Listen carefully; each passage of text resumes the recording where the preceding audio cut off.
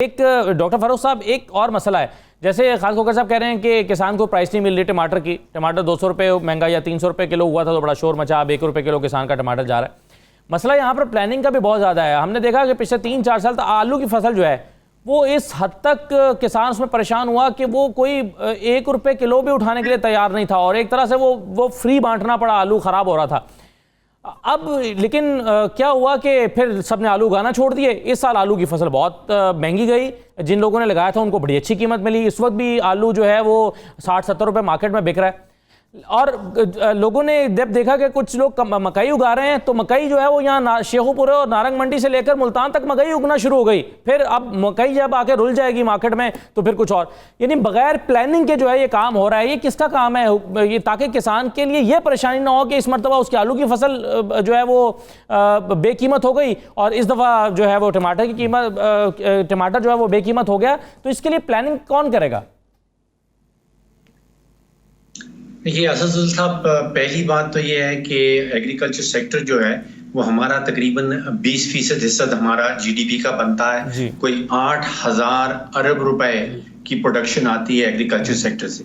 लेकिन इससे ज्यादा इंपॉर्टेंट चीज ये है कि तकरीबन 42% हमारा जो लेबर फोर्स है वो सारी की सारी जो है वो एग्रीकल्चर सेक्टर में काम करती है। और ये कोरोना के नज़र में अगर आप देखें तो मैं समझता हूँ कि बड़ा मस्बत इम्पैक्ट है, क्योंकि अमेरिका में कोई 1.4% आबादी का हिस्सा या लेबर फोर्स का हिस्सा जो है वो एग्रीकल्चर में है। हमारे यहाँ एग्रीकल्चर सेक्टर वाहिद सेक्टर है जो इस साल भी ग्रो किया है। तो एक ये पॉजिटिव चीज हो जाती है कि 42% लेबर फोर्स एग्रीकल्चर सेक्टर में है, और वो मैं समझता हूँ कि महफूज है बेरोजगारी से। इतना असर उसके ऊपर नहीं होगा जितना कि मगरबी ममालिक में या नॉर्थ अमेरिका के मुल्कों में होगा। अब ये आपकी बात अभी ये खोखर साहब कह रहे थे, बिल्कुल ठीक कह रहे हैं कि कॉस्ट ऑफ इनपुट्स जो है, जो चीजें इनको चाहिए जो इनकी फसल के अंदर जाती है, जिसमें गैस, बिजली है, यूरिया है, वो पाकिस्तान में बड़ी हाई है। तो जब आप इनपुट कॉस्ट हाई दे रहे हैं तो आपकी फसल भी महंगी निकलती है। तो एक तो हुकूमत को खास गौर करना चाहिए कि इनकी कॉस्ट ऑफ इनपुट जो है उसको कंपैरेटिव रखें बाकी दुनिया के मुकाबले में। दूसरा मसला इनका एक बहुत बड़ा ये रहा है कि जो क्रेडिट सेक्टर है, जो कर्जाजात हैं, जो बैंकिंग सेक्टर है, वो एग्रीकल्चर सेक्टर को लोन नहीं देता।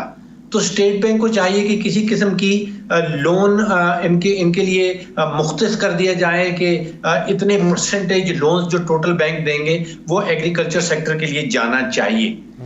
दूसरा, अभी आपने प्लानिंग का जिक्र किया, इसी तरह रिसर्च को इसमें अगर ऐड कर लें, मेरा जाना हुआ है नेशनल एग्रीकल्चर रिसर्च सेंटर में कोई कुछ हफ्ते पहले। मैं हैरान रह गया हूं कि इतनी जबरदस्त रिसर्च हो रही है हमारे सेंटर्स के अंदर, लेकिन वो रिसर्च जो है वो फार्म्स तक नहीं पहुंच पाती। अब हमारी जो स्टेपल फूड है जैसे गंदम है, वो हम तकरीबन 24-25 मिलियन टन उगाते हैं, लेकिन हमारी जो यील्ड पर एकड़ है वो तकरीबन 30 मन से ऊपर नहीं जाती, जबकि ईस्ट पंजाब में, इंडिया में 40 मन तक चली जाती है। और यहाँ पे रिसर्च सेंटर में जो मैंने देखा है उनके पास ऐसे बीज अभी एग्जिस्ट कर रहे हैं जहाँ पे आपकी जो यील्ड है वो 70 मन तक जा सकती है। तो ये एक ब्रिज जो हुकूमत को बनाना होगा कि रिसर्च सेंटर से जो रिसर्च होके सामने आ रही है, जो नए बीज वहां बनाए जा रहे हैं, इसको आपने फार्म पे कैसे लेके जाना है। आप अंदाजा कीजिए कि कितना बड़ा रेवोल्यूशन आ जाएगा पाकिस्तान में कि अगर अभी हमारी जो गंदम की यील्ड आ रही है 30 मन, और अगर हम 70 मन पे पहुंच जाएं तो हम तो इस पूरे खित्ते को गंदम एक्सपोर्ट करना शुरू कर देंगे। और जो क्योंकि इतनी गंदम तो पाकिस्तान को जी ये मुमकिन है। ये मैं अपनी आंखों से देख के आया हूँ। 70 मन वाली यील्ड वाली जो बीज है वो यहाँ पे इस्लामाबाद में रिसर्च काउंसिल वालों ने उगाया हुआ, उनके पास कई एकड़ उस यील्ड के हो गए हैं। तो ये एक प्लानिंग में, दोबारा से जैसे आपने जिक्र किया, प्लानिंग में एक बहुत बड़ा गैप नजर आ रहा है कि रिसर्च काउंसिल में और रिसर्च सेंटर में जो कुछ काम हो रहे हैं वो फार्म तक नहीं पहुंच पा रहे हैं। तो एक ब्रिज हुकूमत को बनाना होगा। और फिर जो एलोकेशन है, अभी नेशनल सिक्योरिटी के जो वजीर हैं हमारे फखर इमाम साहब, शायद उनके इल्म में ये नहीं गया, रिसर्च सेंटर्स जो हैं उनमें जो भर्तियां की गई थी 1980s में, वो साहिबान अब रिटायर हो रहे हैं और कोई 300-400 लोगों को तो पेंशन भी नहीं मिली है पिछले कई साल से। तो हमारा फोकस जो है वो बजट एलोकेशन के वक्त भी जो रिसर्च सेंटर्स हैं उनके ऊपर नहीं होता। काम बहुत हो रहा है रिसर्च सेंटर के अंदर, लेकिन वो काम फार्म तक नहीं पहुंच पा रहा। अगर वो फार्म तक पहुंचना शुरू हो जाए तो आप सोचिए कि गंदम में क्या होगा। हमारे फ्रूट ऑर्चर्ड जो हैं वो बहुत फायदा उठा सकते हैं उन चीजों से। तो ये एक बहुत बड़ा गैप मुझे नजर आया है कि रिसर्च में जो काम हो रहा है वो फार्म्स तक नहीं पहुंच रहा। यूनिवर्सिटी डॉक्टर फारूक साहब, सर ये बिजली वाला कितना इंपॉर्टेंट इशू है आपके ख्याल में का किसानों का? अब वो उस पर एहतजाज भी करने के लिए जा रहे हैं।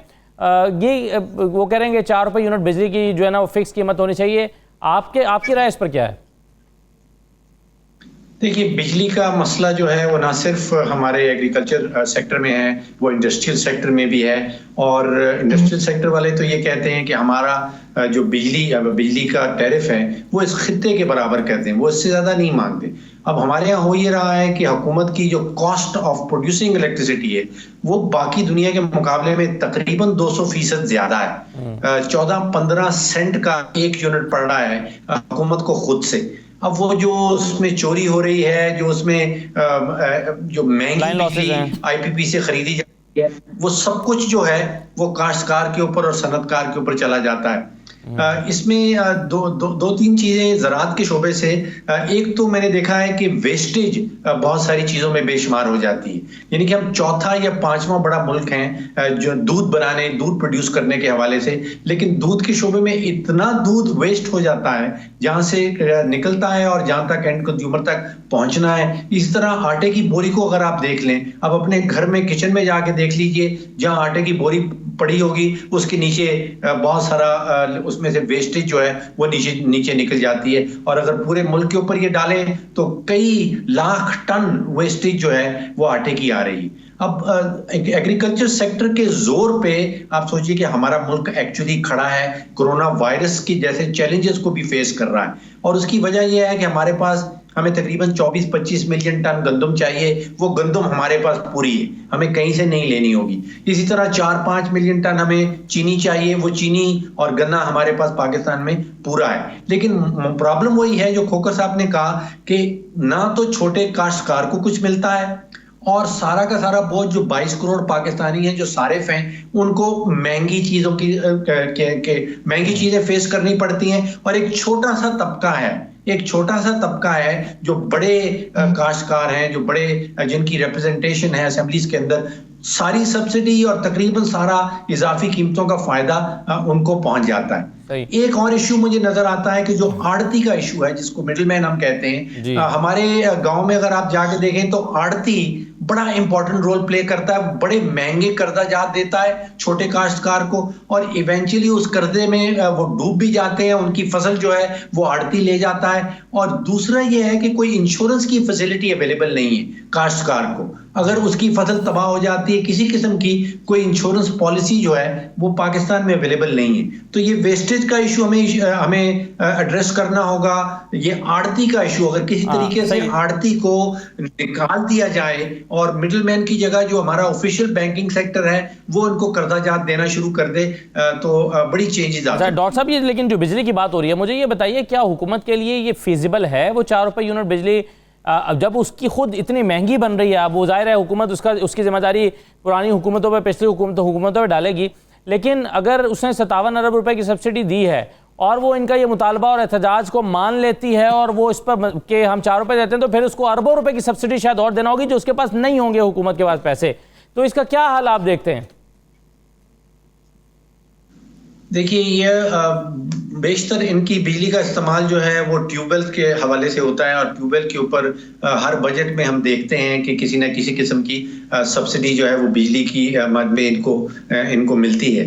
एक ऑल्टरनेटिव सामने आ रहा था जिसमें सोलर एनर्जी की बेसिस के ऊपर बहुत सारे ट्यूबवेल्स जो हैं वो लगाए जा रहे थे, बजाय इसके कि आप नेशनल ग्रिड में जाएं। बिजली का मसला जो है वो सिर्फ हमारे एग्रीकल्चर सेक्टर तक महदूद नहीं है, वो इंडस्ट्रियल सेक्टर तक, वो सार्फिन तक। और इस वक्त जो पता ये चला है कि एक कमेटी तश्कील दी जा चुकी है जो आईपीपीस के साथ जाके इस वक्त नेगोशिएशन कर रही है कि किसी तरह उनका टैरिफ नीचे लाया जाए। लेकिन मसला ये है कि टैरिफ बिल्कुल एक मसला है कि टैरिफ बहुत आए है, लेकिन एक बहुत बड़ा मसला जो है वो लीकेजेस का और चोरी का है। आप समझिए कि तकरीबन 20 से 25% किसी डिस्को के अंदर सखर जैसे में तो 30-35% जो है वो चोरी भी हो जाती है, और ये सारा फिर चोरी का बोझ जो है वो आगे इवेंचुअल जो एंड कंज्यूमर है उसके ऊपर पड़ जाता है। तो बिजली का मसला बहुत बड़ा मसला है, सिर्फ एग्रीकल्चर का नहीं है, ये पूरे पाकिस्तान का मसला है। बिल्कुल सही है।